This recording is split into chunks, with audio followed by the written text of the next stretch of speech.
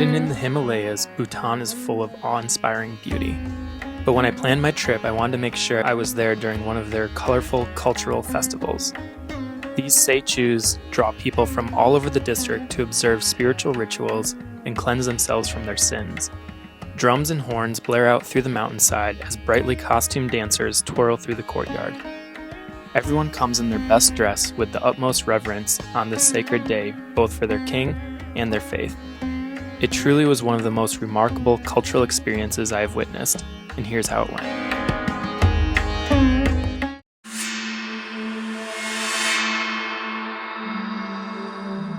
So we've just driven through the town of Paro to the Paro Tshechu, which is right along the river here.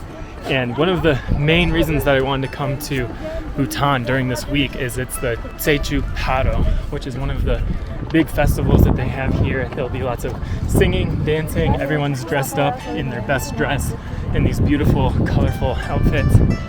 And we're gonna head up to the courtyard up here and hopefully see some of the celebrations where they'll be dancing and wearing masks. And we'll be celebrating the birth of Guru Rinpoche, we just visited the Tiger's Nest, which is where he came and defeated the demons of this valley and brought Buddhism to Bhutan in the 8th century. So let's head up here and check it out.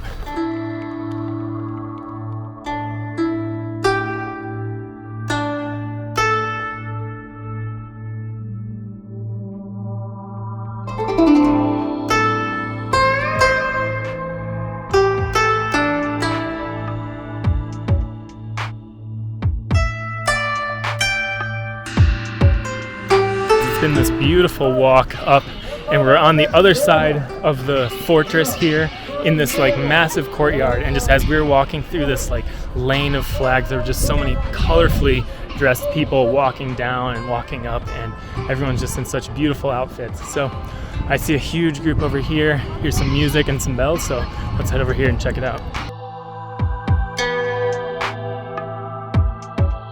We've just made it to the main courtyard here, and there's just tons of people all along the hills, all along the stadium seating here, and we're just watching some of this Buddhist religious ceremony. We have the Lord of Death in a mask here, and then we have a bunch of animals serving as judges. So it's just a spiritual enactment here with a lot of religious significance, but everyone's just dressed so colorfully. And then there's these long lines of people that are going past the Lord of Death looking for blessings. So we're gonna hang out here, watch some of the dancing, some of the ceremony for a while, but very cool, very cultural, and just so much going on here.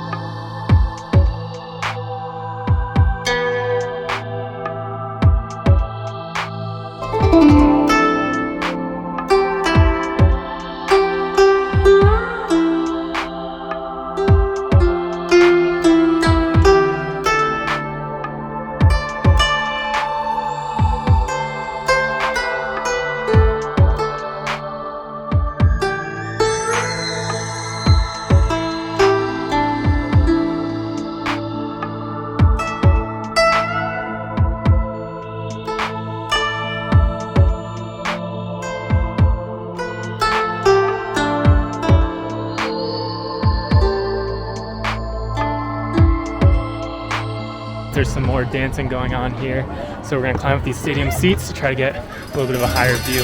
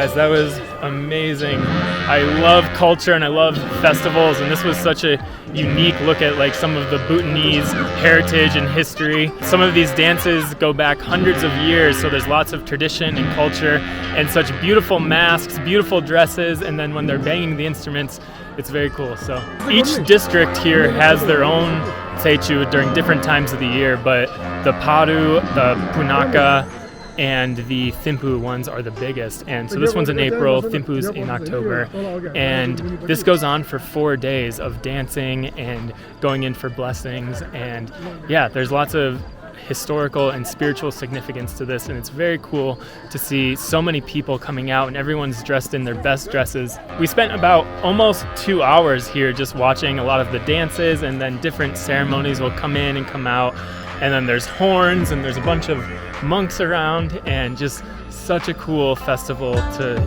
be here and experience. So if you're planning a trip to Bhutan, definitely see if you can come during one of these Tsechus, because it's just like a very vibrant Bhutanese culture here.